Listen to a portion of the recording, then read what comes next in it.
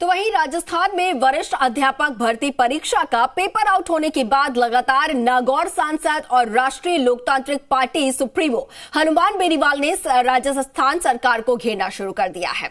उधर राष्ट्रीय लोकतांत्रिक पार्टी के सुप्रीमो और नागौर से लोकसभा सांसद हनुमान बेनीवाल ने मुख्यमंत्री अशोक गहलोत से एक एक करके 10 सवाल ट्वीट करके पूछे हैं।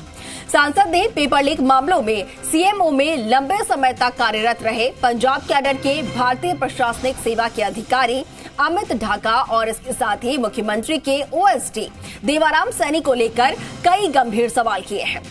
सांसद बेनीवाल ने ये सवाल पूछे। पहला सवाल पूछा, क्या पंजाब कैडर के आईएएस अधिकारी अमित ढाका को पंजाब से यहां पेपर आउट करवाने की चेन बनाने और ऐसे गिरोह को पनपाने के लिए आयात किया गया है?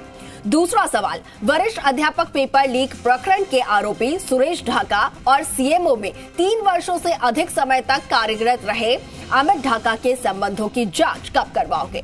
क्योंकि ये सुरेश ढाका स्वयं को अमित ढाका का भाई बताकर खुद को सीएमओ का आदमी बताकर हर जगह रोप झाड़ता है और इस एंगल से ही इसने भर्ती परीक्षाओं के पेपर करवाने वाली संस्थाओं और अफसरों से मिली भगत कर रखी थी। तीसरा सवाल जो यहां पर बेनीवाल ने पूछा, रीट प्रकरण में राज्य सरकार के मंत्री सुभाष गर्ग और मुख्यमंत्री के ओएसडी देवाराम सैनी पर भी आरोप लगे। चूंकि सुभाष गर्ग स्वयं माध्यमिक शिक्षा बोर्ड के अध्यक्ष रह चुके हैं और इनके इशारे पर ही डीपी जारौली और माध्यमिक शिक्षा बोर्ड का अध्यक्ष बनाया गया। रीट पेपर प्रकरण में जारौली को बर्खास्त किया गया और मंत्री गर्ग ने ही जारौली को एसओजी से क्लीन चिट दिलवाई। अगर जारौली सही थे तो उन्हें बर्खास्त क्यों किया गया?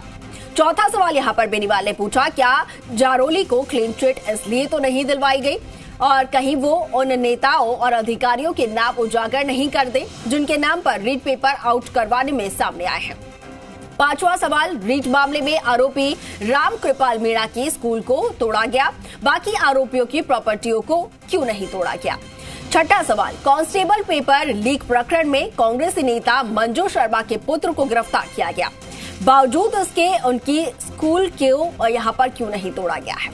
सातवां सवाल, आरपीएससी चेयरमैन ने कोचिंग सेंटर संचालकों की भूमिका पेपर लीक करवाने और नकल गिरोह में होना बताया, तो सरकार ऐसे कोचिंग सेंटरों के खिलाफ कब कार्रवाई करेगी और पर्दे के पीछे कौन कौन से ब्यूरोक्रेट्स और अन्य अधिकारियों की साझेदारी ऐसी कोचिंग में है?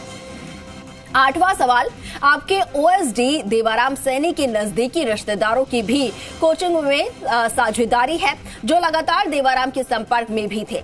अब ऐसे में इस विषय की गहन जांच कब करवाओगे कि कहीं आपके ओएसडी की भूमिका तो पेपर आउट करवाने में नहीं थी?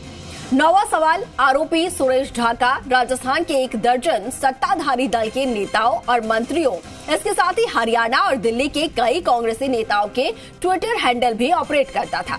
अब ऐसे में बिना नेताओं की सह सुरेश ढाका इतना बड़ा कृत्य नहीं कर सकता और इस पर आप क्या कहोगे?